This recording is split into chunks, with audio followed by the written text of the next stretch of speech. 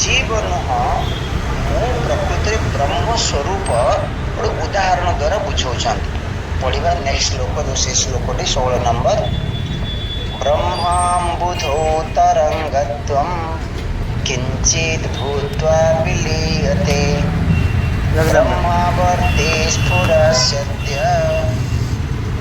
ब्रह्मेवासि निरामयम् औत्र पढ़ुछि ब्रह्माम्बुधौ तरंगत्वं किंचित भूत्वा विलीयते ब्रह्मावर्ते स्फुरस्यद्य ब्रह्मेवासि निरामयम्। और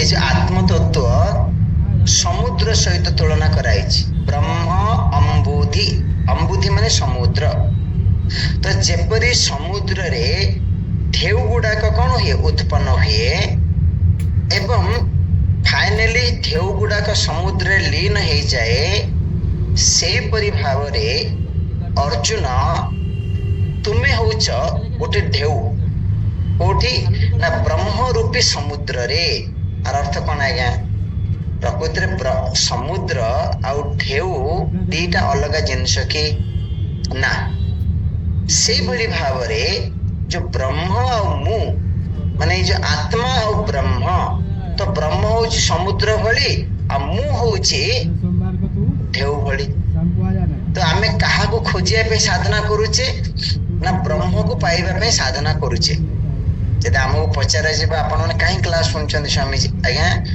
ना आमे ब्रह्म को जानिया पई ब्रह्म को प्राप्त करिया पई भगवत प्राप्त करिया पई आमे क्लास सुनुछु बुझ पारले कि नै प्रकृति रे कहा जाउची आपण होचन ब्रह्म आपण निजको कौन प्राप्त करिवे कबीरदास ये परिप्रेक्षी रे कहते लहर ढूंढे लहरी को कपड़ा ढूंढे सूत जीव ढूंढे ब्रह्म को तीनों ऊत के ऊत माने कौन है क्या लहर ढूंढे लहरी को ढेउ खोजुची जल को बा समुद्र को बुझले सूता खोजुची सॉरी कपड़ा खोजुची सूता को प्रकृति कपड़ा वस्त्र कौन सूता तो कपड़ा ढूंढे सूत से भली जीव ढूंढे ब्रह्म को आमे भी कहा खोजुचे ब्रह्म को खोजुचे भगवान को खोजुचे किंतु कौन कहते अरे किंचित भूत्वा तरंगत्वं विलीयते ए ब्रह्म रूपी समुद्र रे जगत रूपेण किंचित तरंगत्वं भूत्वा विलीयते माने जगत माने शरीर ठू आरंभ करंतु शरीर इंद्रिय मन बुद्धि जहाँ जहाँ जगत आमे देखुचे ये कोठ उत्पन्न होचा कोठ लीन हो जाउची ना ब्रह्म रे ही उत्पन्न होची आ ब्रह्म रे ही लीन हो जाउची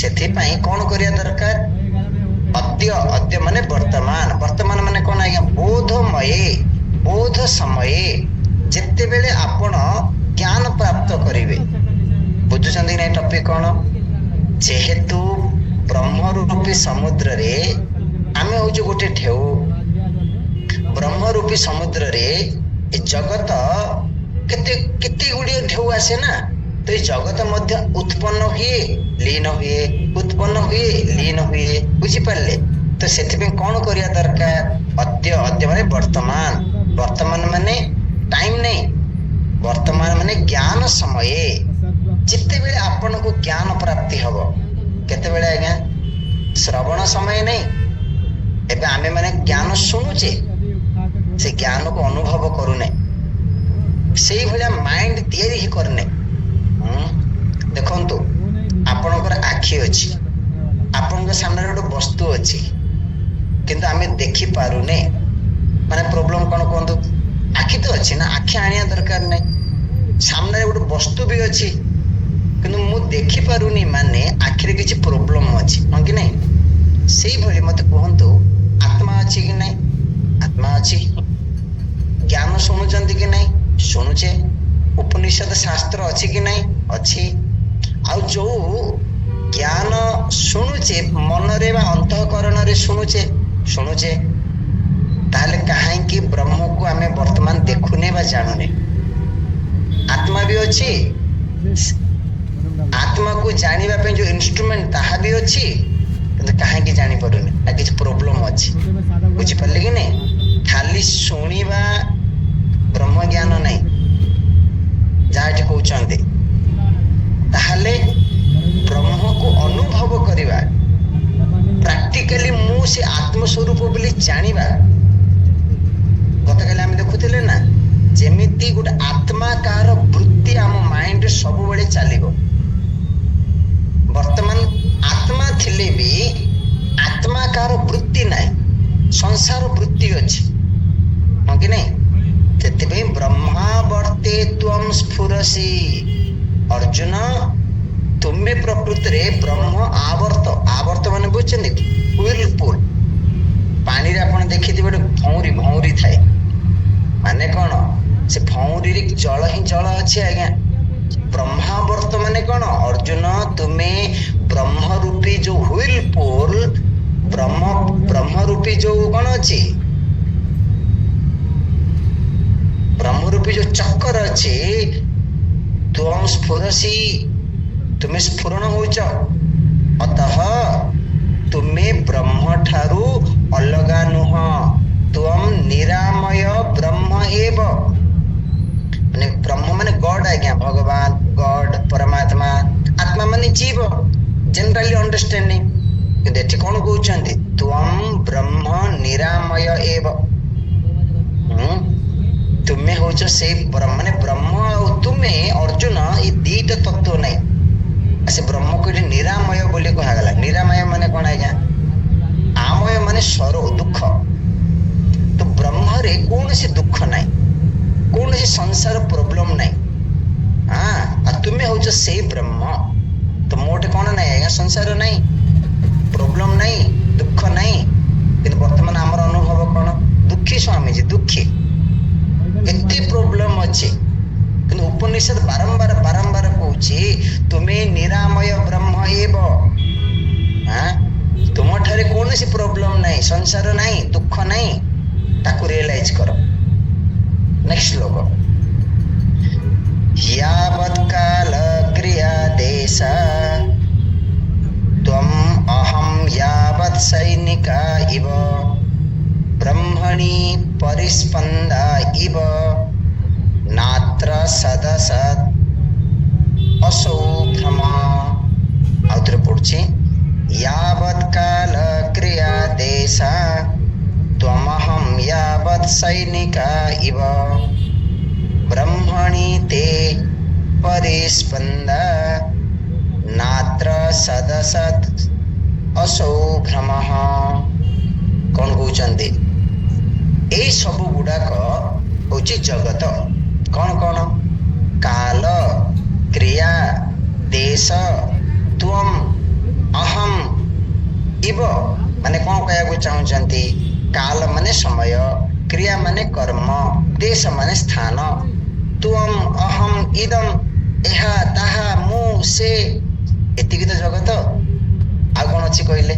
स्थान, काल, पात्र, टाइम, स्पेस, कर्म, मु तुम्हें से, ये सब लिखाई सैनिक सेना कोटे अच्छे से माने एंटायर सेना, एंटायर जगत ब्रह्मणी परिस्पंदा इव।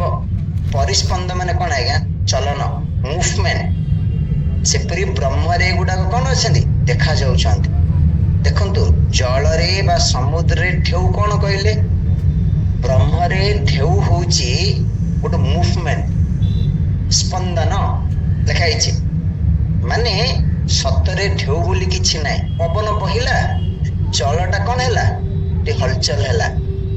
आपण उपनिषद पढ़ते, उपनिषद रे कहाइछि जेतरे त्रिगुण साम्य अवस्था रे थिला नो जगत, ए त्रिगुण जल्दी हलचल हैला, विक्षोभ हैला, जगत स्टार्ट हैला। सिंपल कथा भावना आमे जो सोई थाउचे नो जगत, माइंड को अवस्था रे थाए? साम्य अवस्था रे थाए। माइंड जेतले हलचल हैला माने आपण उठिले, जगत स्टार्ट हैला।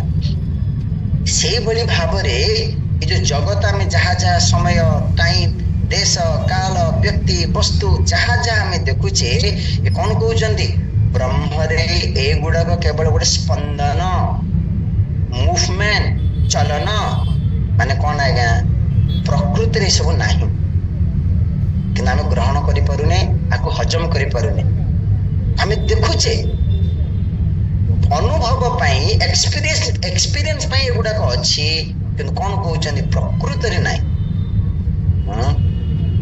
ମାନେ କଣ କହିବାକୁ ଚାହୁଁଛନ୍ତି ଆଜ୍ଞା ଢେଉ ଆଉ ଜଳ ଇଏ ଅଲଗା ଜିନିଷ ନାହିଁ ବ୍ରହ୍ମ ଆଉ ଜଗତ ଏ ଦିଟା ଜିନିଷ ନାହିଁ ବ୍ରହ୍ମରେ ଏଗୁଡାକ ଆପିୟରେନ୍ସ ସ୍ପନ୍ଦନ ଆଭାସ ଅତଃ ମାନେ କଣ ଯେହେତୁ ଏମାନେ ନାହାନ୍ତି ଏମାନେ କେବଳ ଗୋଟେ ଦେଖା ଯାଉଛନ୍ତି ଅତ୍ର ଆତ୍ମାରେ ସଦ୍ ଅସତ୍ ଭ୍ରମ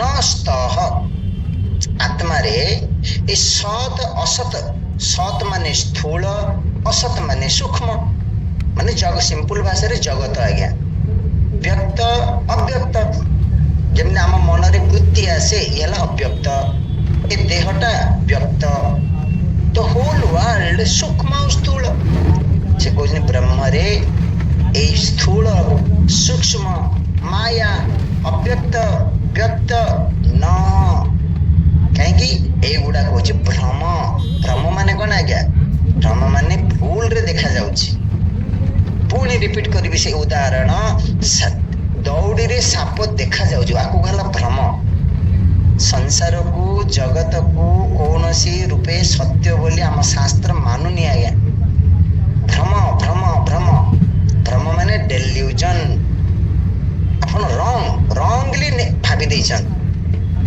ସତରେ ନାହିଁ ତ ଯଦି ଏଇଟା ହଉଛି ଫାଇନାଲ ସମାଧାନ ମୋର ପ୍ରୋବ୍ଲେମ ପାଇଁ ଯେ ଜଗତ ସତରେ ନାହିଁ କେବଳ ବ୍ରହ୍ମ ଏବ ମୁଁ ଆରମ୍ଭ କରିବି କୋଉଠୁ ଷ୍ଟାର୍ଟିଂ କୋଉଠୁ କରିବି ଏଇଟା ତ ଫାଇନାଲ ତତ୍ତ୍ୱ ଆଜ୍ଞା ମୋର ସବୁ ସମସ୍ୟାର ସମାଧାନ ହଉଛି ଏଇଟା ଜଗତ ନାହିଁ ବ୍ରହ୍ମ ଅଛି କିନ୍ତୁ ମୁଁ ଆରମ୍ଭ କୋଉଠୁ କରିବି ନେକ୍ସଟ ଶ୍ଲୋକ ଜହିମାନଂ ମଦଂ ଶୋକଂ ଭୟମେହା ସୁଖା ସୁଖେ ଦ୍ୱୈତମେତତ୍ ଅସତ୍ ରୂପଂ एव सत् रूपवान भव अतरे जहिमानं मदं शोकं भयमेह सुखा सुखे द्वैतमेतत् असत् रूपं एव सत् रूपवान भव तो कोठु आरंभ करिवा ना से कहउछन जो गुडाक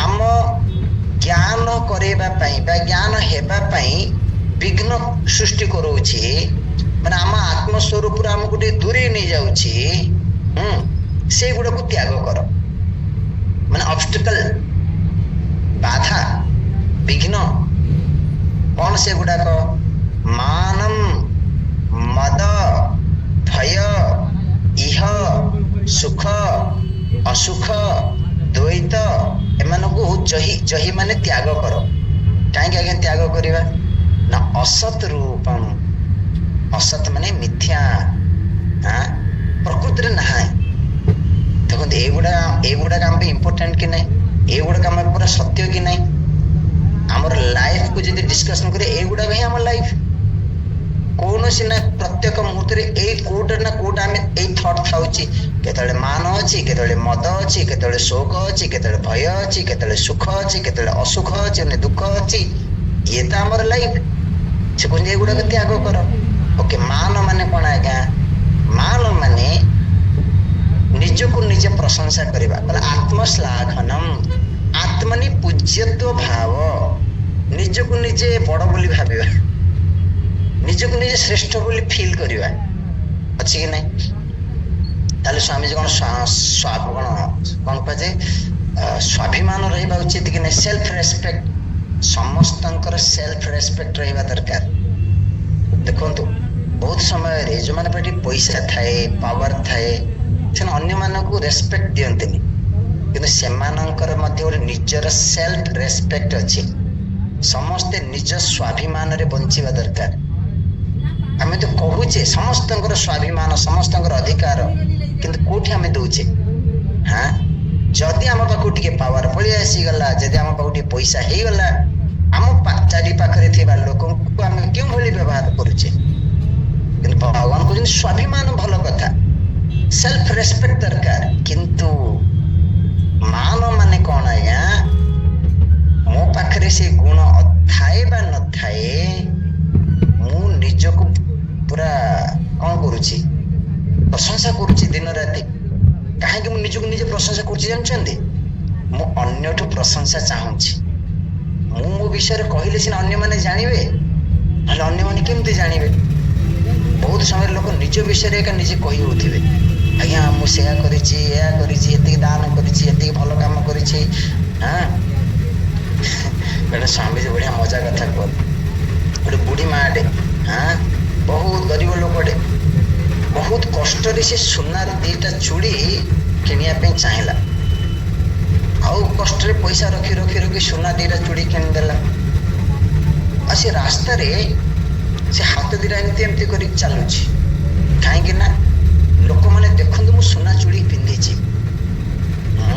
କିଏ ବି ଦେଖିଲେନି, ମାନେ କିଏ ବି ଆଟେଣ୍ଡ, ସମସ୍ତେ ନିଜ ନିଜ କାମରେ ବ୍ୟସ୍ତ। ହଁ, ତ ଇଏ ନିଜ ଶୋ କରିବାକୁ ଚାହିଁଲା, ଦେଖ ମୁଁ ସୁନା ଚୁଡ଼ି ପିନ୍ଧିଛି। ତ କିଏ ଧ୍ୟାନ ଦେଲେ ବହୁତ ଖରାପ ଲାଗିଲା, ଆରେ ମୁଁ ସୁନା ଚୁଡ଼ି 2ଟା କିଣିଲି ଲୋକଙ୍କୁ ଦେଖେଇବା ପାଇଁ, ଲୋକମାନେ ମତେ ଆଟେନସନ ଦଉନାହାନ୍ତି।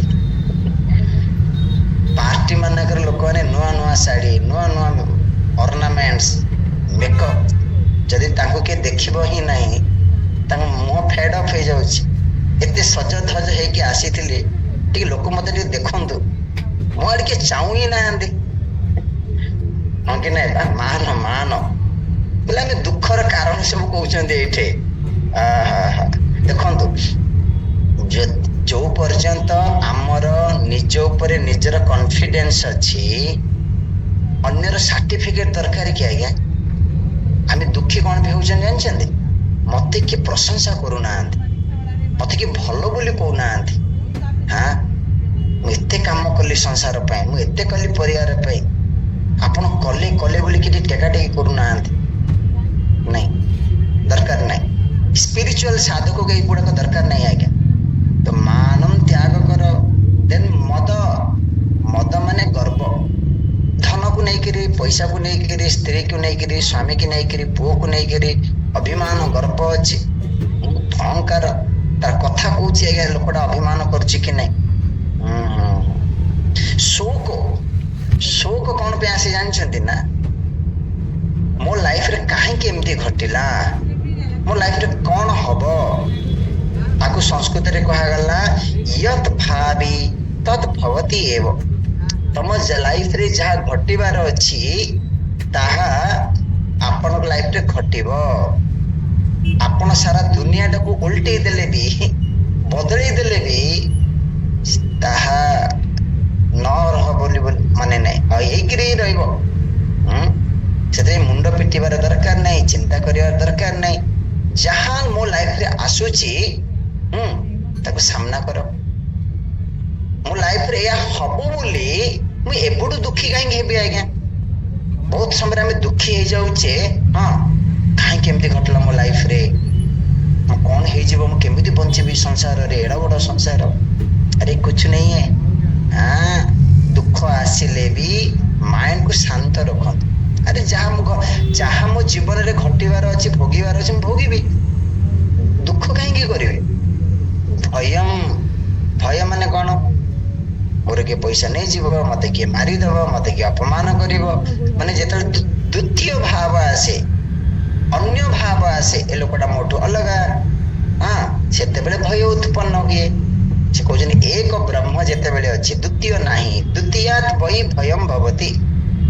ଯୋଉଠି ଅନ୍ୟ ଭାବ ଆସେ ସେଠି ଭୟ ଆସେ, ଏଠି ଭୟ ନାହିଁ। ଭୟ ତ୍ୟାଗ କରେ। ଇହା ମାନେ କାମନା।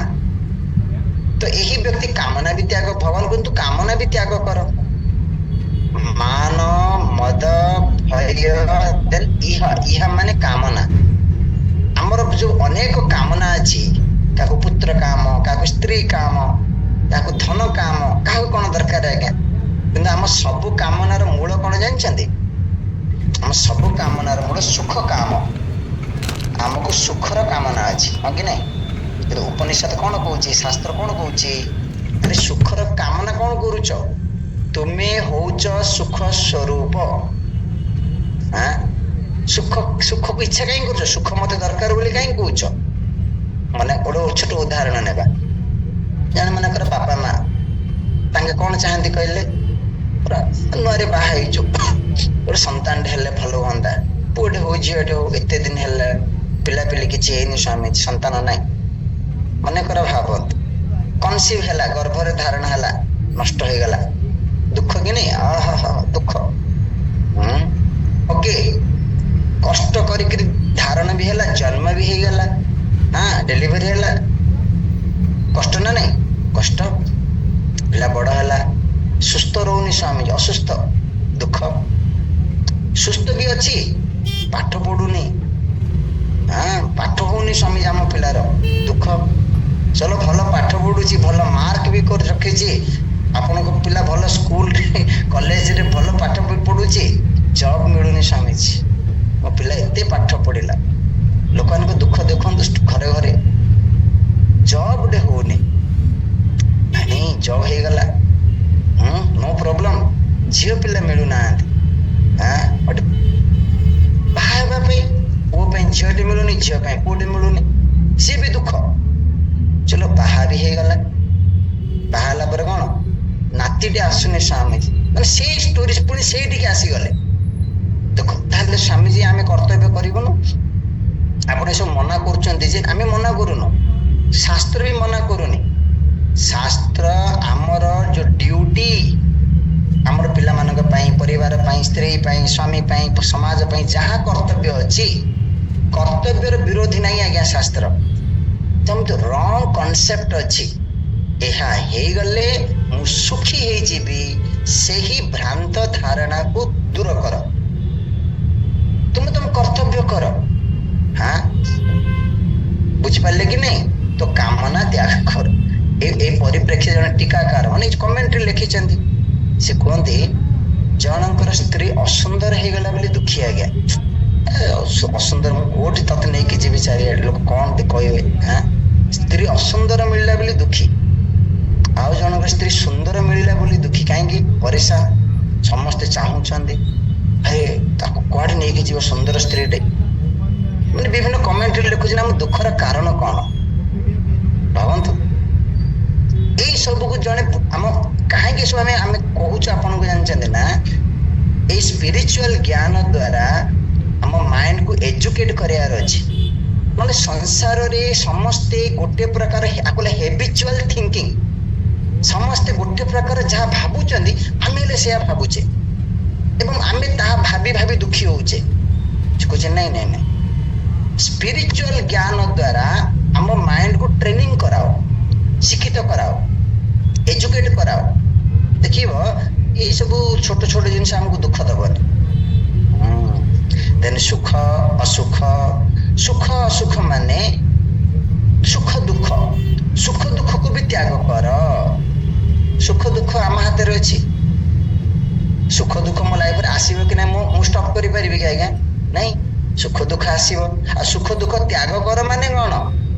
ସୁଖ ଦୁଃଖ ତ୍ୟାଗ କର ମାନେ ମାଇଣ୍ଡରେ ବୁଝ, ଏ ସୁଖ ବି ଚାଲିଯିବ, ଏ ଦୁଃଖ ବି ଚାଲିଯିବ। ଷ୍ଟକ୍ ହେଇଯାଉନ ସେଇଠି, ଅଟକି ଯାଉନି। ସୁଖ ବି ମୋର ଜୀବନର ଲକ୍ଷ୍ୟ ନାହିଁ, କି ଦୁଃଖ ବି ମୋ ଜୀବନର ଲକ୍ଷ୍ୟ ନାହିଁ, ଆଗେ ବଢନା ହେ। ସୁଖକୁ ହୋଲ୍ଡ କରିକି ରଖନ, ହେ ଭଗବାନ ମୋ ଘର ପରିବାର ସଂସାର ସୁଖରେ ଚାଲିଥାଉ। ନାଇଁ ନାଇଁ ନାଇଁ, ଆଗକୁ ଆମେ ଦେଖିବା, ସେ କହିବେ ଦୁଃଖ ବି ହଉଛି ବ୍ରହ୍ମ।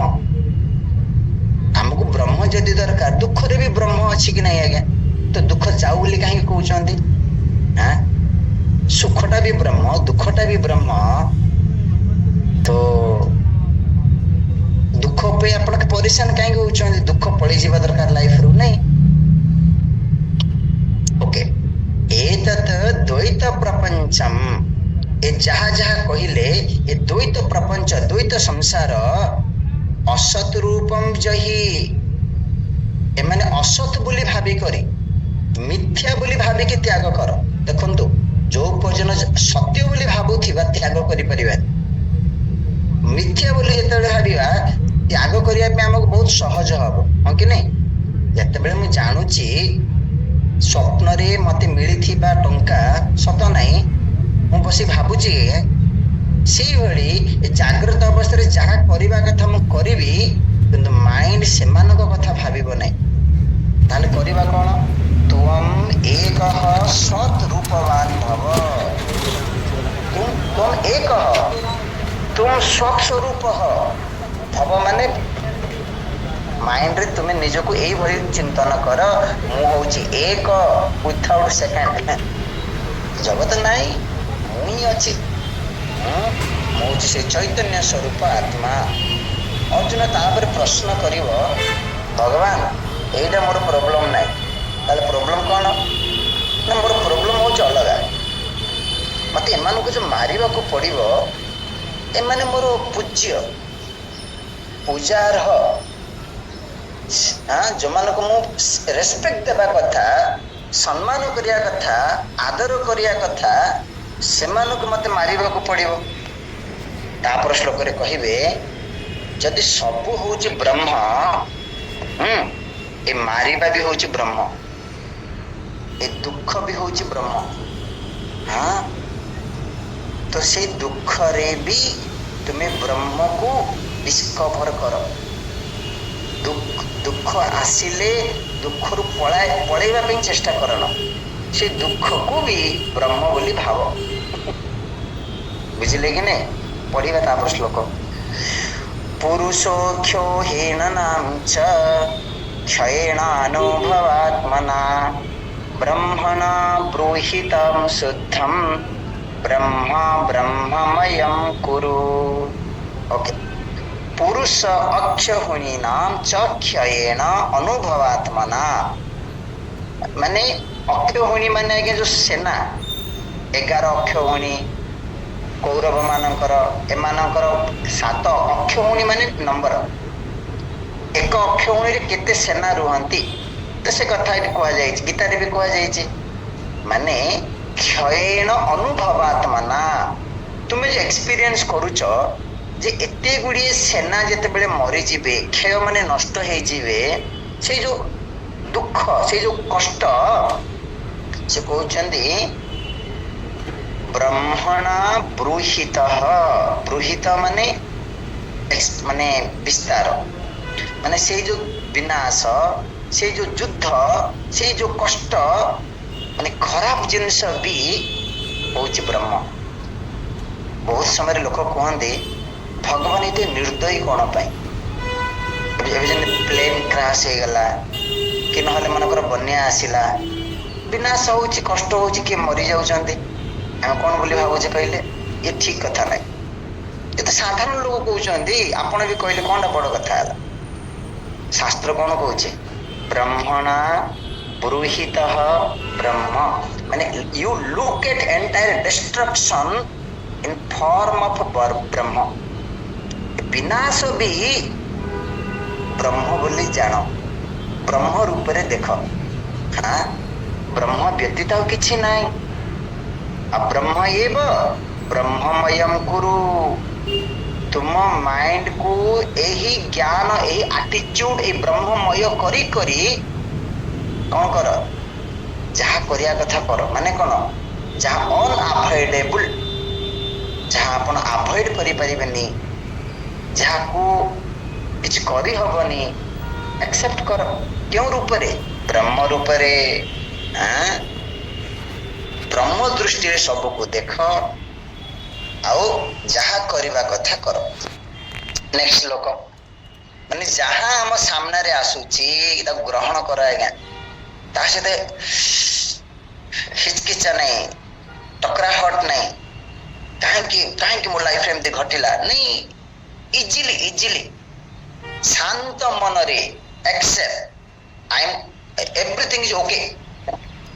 ଯାହା ବି ଘଟୁଛି ମୋ ଜୀବନରେ, ସେ ଦୁଃଖ ହଉ, ସୁଖ ହଉ, ପ୍ରୋବ୍ଲେମ ହଉ, everything is fine। କୁହନ୍ତୁ, पढ़िबा नेक्स्ट श्लोक। असंवित सुखम दुःखम लाभालाभौ जया जयो शुद्धं ब्रह्मेकतां गच्छ ब्रह्मा ब्रह्मा भारतम त्वं ब्रह्माब्धि असि। ओके, कौन कहउछंती सुख दुख लाभ अलाभ जय अजय एगुड़ाक कौन ना ब्रह्म रूपी अम्बुधि, अम्बुधि माने समुद्र रे एगुड़ाक होची ढेउ। ढेउ केबे समुद्र स्टॉप ना नॉन स्टॉप कहले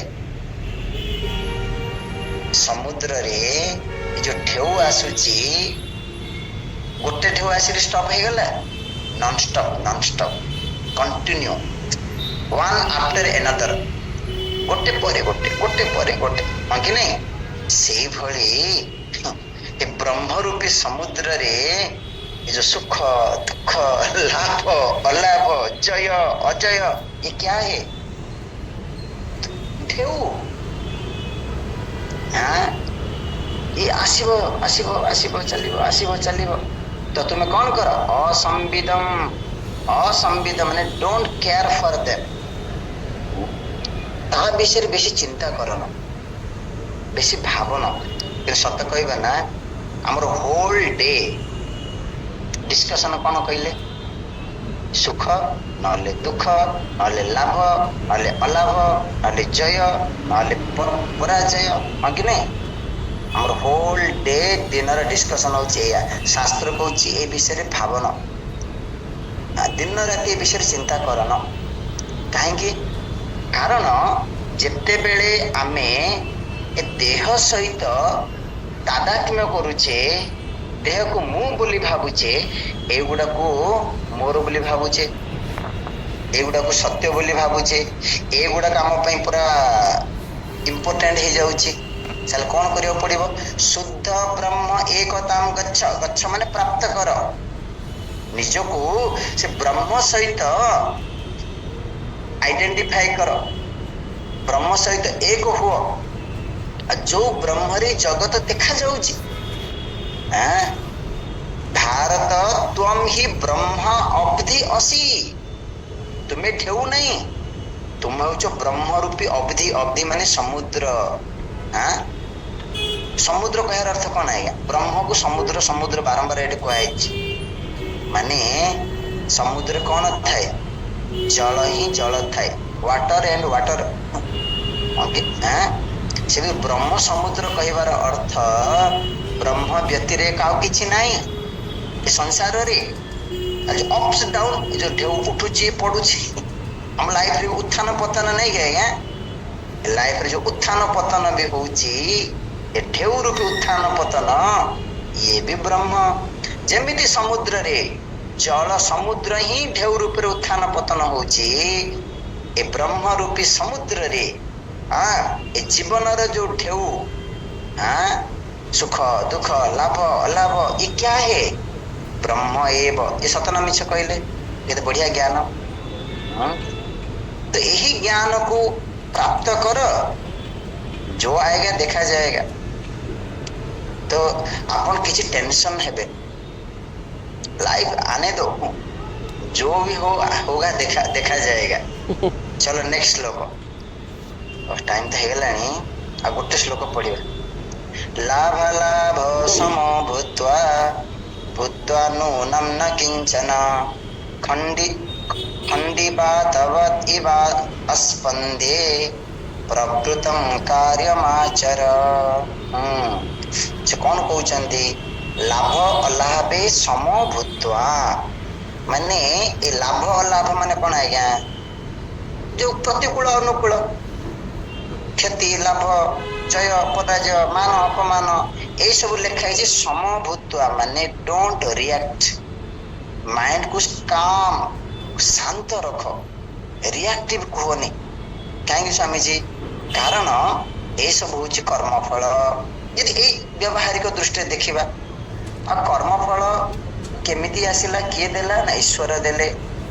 तो जो दुख आसे मु कौन बुझा दरकार मो पूर्वर किसी पाप कर्म कटुची ଧୋଇ ହେଇଯାଉଛି, ଖୁସି ହେବା କଥା କି ନାଇଁ?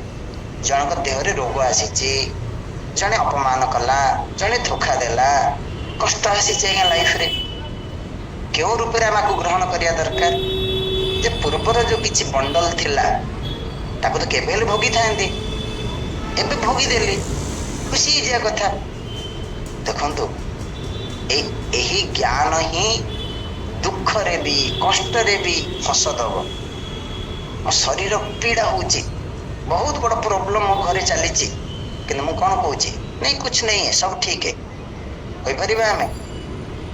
ଦେଖୁନ ଲେଖା ହେଇଛି ନୂନମ୍ ମାନେ ନିଶ୍ଚିତମ୍ ତତ୍ଵ ନିଶ୍ଚୟ, ମାନେ ସେ ତତ୍ଵ ଆତ୍ମ ତତ୍ଵକୁ ନିଶ୍ଚୟ କର, ନ କିଞ୍ଚନ ଭୂତ୍ୱା, କିଛି ହୁଅ ନାହିଁ। କିଛି ହୁଅ ନାହିଁ ମାନେ କଣ ଆଜ୍ଞା?